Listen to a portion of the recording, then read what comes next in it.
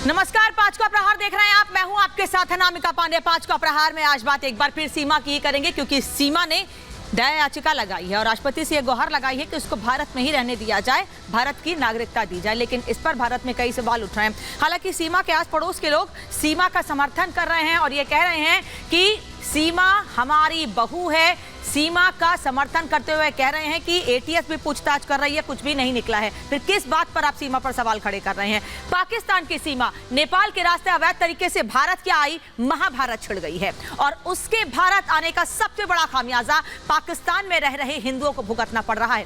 पहले हिंदुओं को बंधक बनाया गया, फिर मंदिर पर हमले की खबर आई और अब 3 हिंदू बेटियों का अपहरण किया गया और जबरन धर्म परिवर्तन कर शादी का मामला सामने आया है। एक के बाद एक हिंदुओं पर अत्याचार के मामले सामने आ रहे हैं और ऐसे में भारत के लोगों में गुस्सा है और हर हिंदुस्तानी यही सवाल पूछ रहा है कि क्या एक सीमा के अवैध तरीके से भारत आने की कीमत कई हिंदुओं को पाकिस्तान में कुर्बानी से देनी होगी? क्योंकि पाकिस्तान सरकार से इस मामले में उम्मीद करना बेईमानी है। और सोचिए, अगर सीमा के भारत आने पर यह स्थिति बनी हुई है, तो अगर सीमा को नागरिकता दे दी जाती है, जिसकी मांग सीमा कर रही है, तब पाकिस्तान में रह रहे हिंदुओं की स्थिति क्या होगी, इसका अंदाजा लगाना मुश्किल नहीं है। सीमा ने याचिका लगाई है और उसका वकील ये कह रहे हैं तरह तरह की दलील देकर कि इकलौती सीमा नहीं है जो विदेश से आई है। पाकिस्तान को विदेश का नाम दे रहे हैं, लेकिन पाकिस्तान से रिश्ते, भारत के रिश्ते छिपे हुए नहीं है। सीमा पर हिंदू में संकट बढ़ गया है। अब जिस तरह से पाकिस्तान में हिंदू रह रहे हैं, लगातार बंधक बनाने, मारपीट के मामले या मंदिरों पर हमले के मामले सामने आ रहे हैं। सिंध प्रांत में कट्टरपंथियों के निशाने पर है हिंदू परिवारों को लगातार धमकियां मिल रही हैं,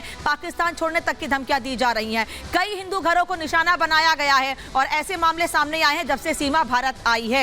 एक के बाद एक ऐसे मामले सामने आने के बाद भारत के लोगों में गुस्सा है। धर्मांतरण के लिए मजबूर किया जा रहा। बताया मैंने आपको कि कैसे 3 हिंदू बेटियों को जबरन धर्म परिवर्तन करके शादी उनसे की है एक शख्स ने। शिकायत के बावजूद अब तक कोई कार्रवाई नहीं हुई है, बल्कि अल्पसंख्यकों के लिए काम करने वाली संस्था भी यही कह रही है। पुलिस के सामने पूरा मामला हुआ, लेकिन कुछ भी नहीं किया गया।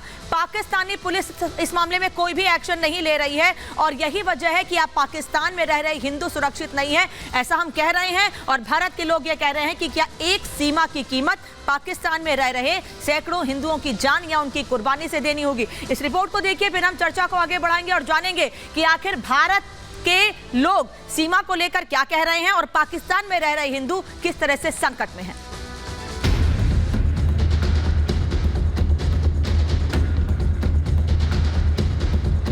विश्वास नहीं हो रहा था कि मैं भारत में, इंडिया में आ गई हूँ। और मैंने खुशी इनसे बताया कि मैं इंडिया में आ गई हूँ।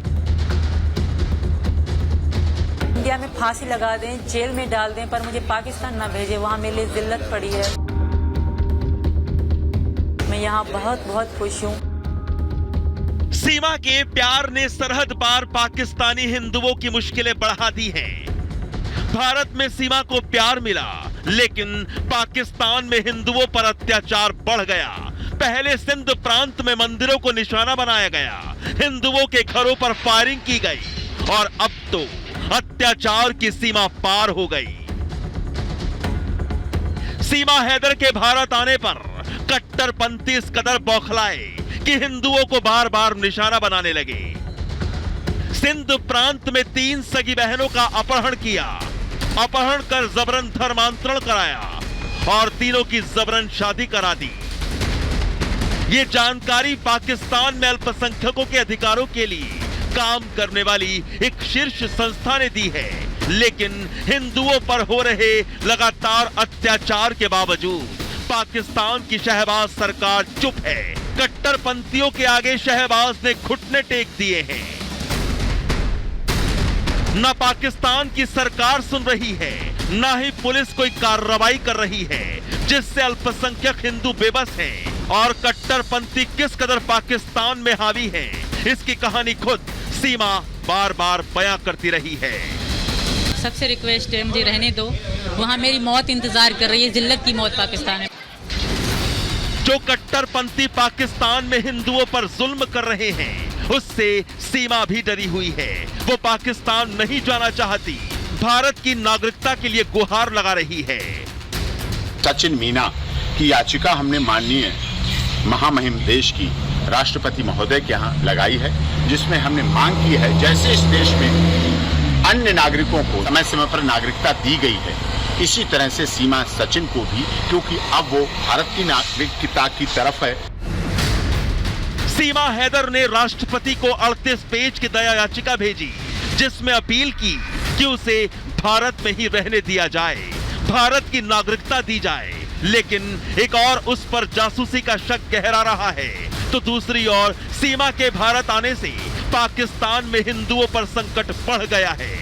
ऐसे में सवाल है कि पाकिस्तान में रह रहे हिंदू आखिर कब तक अत्याचार सहेंगे? पाकिस्तान की सरकार कट्टरपंथियों पर कार्रवाई क्यों नहीं करती? और सवाल यह भी कि आखिर सीमा को कब डिपोर्ट किया जाएगा? Bureau report, Republic Bharat.